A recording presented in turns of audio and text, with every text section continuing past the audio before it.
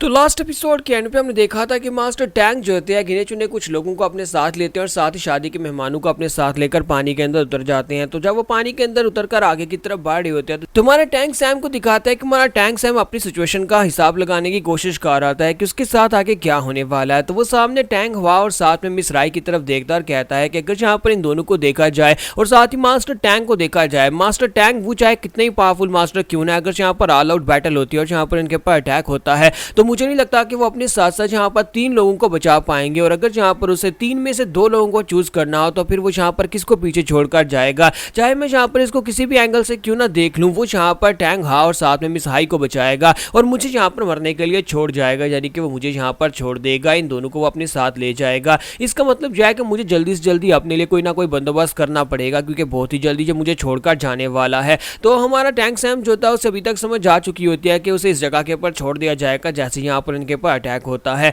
तो इनकी शिप जैसी वहां पर थोड़ी सी आगे बढ़ती है तो उसी के साथ ही मास्टर टैंक वो कहता है कि यहाँ पर खामोशी है, कुछ ज्यादा ही खामोशी है। अगर यहाँ पर देखा जाए तो कोई ना कोई शिप तो पानी के अंदर होनी चाहिए थी क्योंकि यहाँ पर नैमगो क्लैन काफी बड़ा क्लैन है, इनका कोई ना कोई दुश्मन तो जरूर होता है और पानी के अंदर उनका कोई ना कोई दुश्मन तो जरूर होना ही चाहिए था। और साथ ही वो सोच रहे होते हैं कि हम लोग यहाँ पर ये देख रहे हैं कि नैमगो क्लैन के ऊपर इतना बड़ा अटैक हुआ और उसके बावजूद यहाँ पर पानी के अंदर कोई भी नहीं है। मुझे लगता है कि इनका दुश्मन कोई नॉर्मल दुश्मन नहीं है, वो लोग यहाँ पर पूरी तरह से तैयारी कर रहे होंगे और एक साथ हो सकता है कि मिलकर हमारे पर अटैक करें। हमें इतनी आसानी से वो पानी से बाहर जाने तो बिल्कुल भी नहीं देंगे। तो टैंक वो अपने लोगों से कहता है कि जल्दी से अपनी बोट की स्पीड को कम करो, मैं चाहता हूं जितना ज्यादा हो सके उतनी स्पीड को कम कर दो। मुझे लगता है कि यहाँ पर कुछ ना कुछ गड़बड़ है और वो लोग अपनी स्पीड को कम कर देते हैं और स्पीड को कम करने के बाद आहिस्ता से आगे की तरफ बढ़ रहे होते हैं, जबकि सभी लोगों में वहां पर टेंशन होती है। सभी लोग सोच रहे होते हैं कि कहीं हमारे ऊपर अटैक ना हो जाए। फिर साथ ही उन्हें सामने से वहां पर रोशनी दिखाई देती है, सामने से कुछ शिप्स आ रही होती है जिनके ऊपर लाइट्स होती है। तो वो लोग कहते हैं कि वहां पर सामने से शिप्स आ रही हैं और चिल्लाना शुरू कर देते हैं। तो उन्हें वहां पर जो साइन बोर्ड्स दिखाई देते हैं तो जैंगजी रिवर के जो बैंडेट्स होते हैं ये उनकी होते हैं, यानी जैंगजी रिवर्स के पायरेट्स होते हैं, उनकी जो बोट्स होती हैं वो सामने से आ रही होती है और उनके ऊपर उनके जोली रोजर लगे होते हैं।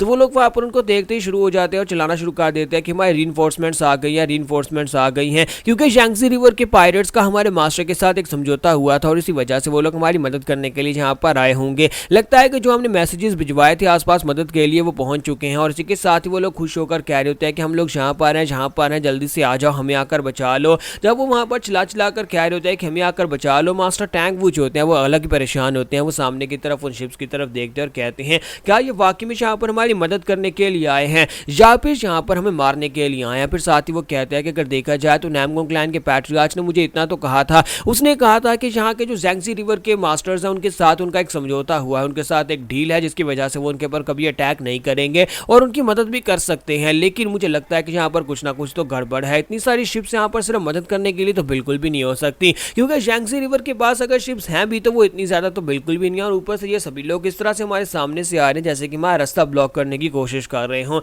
तो मास्टर टैंक वो जो होते हैं वहीं पर से चिल्लाकर अपने लोगों से कहता है कि सभी बेवकूफो, तुम लोगों को क्या लगता है कि जो हमारी मदद करने के लिए आ रहे हैं? नहीं जी, हमारी मदद करने के लिए बिल्कुल भी नहीं आ रहे, बल्कि ये हमारा रास्ता ब्लॉक करने के लिए आ रहे हैं। जल्दी से पीछे की तरफ हटो। और वो अपने लोगों से कहता है कि ये रीइंफोर्समेंट्स नहीं है, ये रीइंफोर्समेंट्स नहीं है बल्कि ये लोग तो दुश्मन है, हमें पीछे हटना होगा। जल्दी से अपनी शिप्स को पीछे की तरफ मोड़ो, हम लोग पिछले रास्ते से वापस निकलेंगे। और साथ ही वो चिल्ला कर उन लोगों से कह रहे होता है कि जल्दी से अपनी शिप्स को पीछे मोड़ दो। और जैसे वहां पर अपनी शिप्स को पीछे मोड़ने का कहते हैं इसी के साथ उनके ऊपर अटैक होना शुरू हो जाता है, क्योंकि दूसरी साइड के ऊपर जहाज के ऊपर दिखाते हैं कि वाटर शैडो जो होती है वो खड़ी होती है और वाटर शैडो के सोल्जर्स जो होते हैं अपने हाथों में वहां पर तीर कमान लेकर खड़े होते हैं और उन्हें तीरों के ऊपर वहां पर आग लगा रखी होती है, यानी कि अब यहाँ पर उनके ऊपर तीरों के साथ आग की बरसात होने वाली है। और जैसे ही वहां पर वाटर शैडो लोगों से कहते हैं कि अटैक करो और इसी के साथ ही वहां पर अटैक होना शुरू हो जाता है। पूरे का पूरा आसमान जो होता है ऐसे जैसे कि आग के साथ फिल हो गया हो और आसमान के ऊपर से बहुत सारे एरोज की बौछार होती है। इतने ज्यादा एरोज तो हम लोगों ने एलिस इन बॉर्डरलैंड में ही देखे थे। इतने सारे एरोज के साथ पूरे का पूरा आसमान जो होता है वो कवर हो जाता है और सारे एरोज वहां पर ग्राउंड के ऊपर आकर गिरना शुरू होते हैं।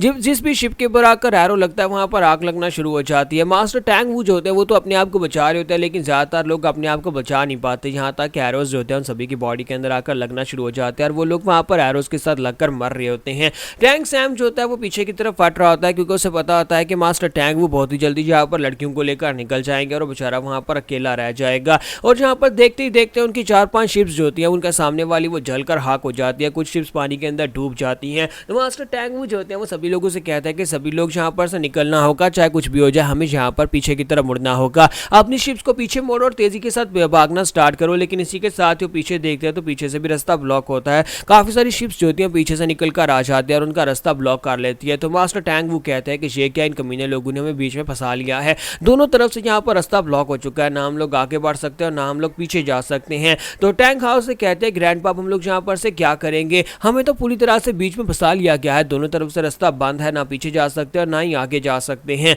और इसी के साथ ही मास्टर वो जो होते हैं वो सामने की तरफ देखते हैं, साइड के ऊपर एक छोटा सा आइलैंड होता है। तो वो उनसे कहते हैं कि हम लोग उस आइलैंड के ऊपर, उस किनारे के ऊपर उतरेंगे, हम लोग उसकी तरफ आगे बढ़ेंगे और वहां पर से सेफली लैंड के ऊपर से आगे की तरफ बढ़ेंगे। तो यहाँ पर हम लोग अपनी एपिसोड 25 का एंड करेंगे और नेक्स्ट एपिसोड में देखेंगे क्या ये लोग वाकई में टैंक सैम को यहाँ पर छोड़ जाएंगे, क्योंकि मुझे भी ऐसा ही लग रहा है कि ये टैंक सैम को छोड़ देंगे।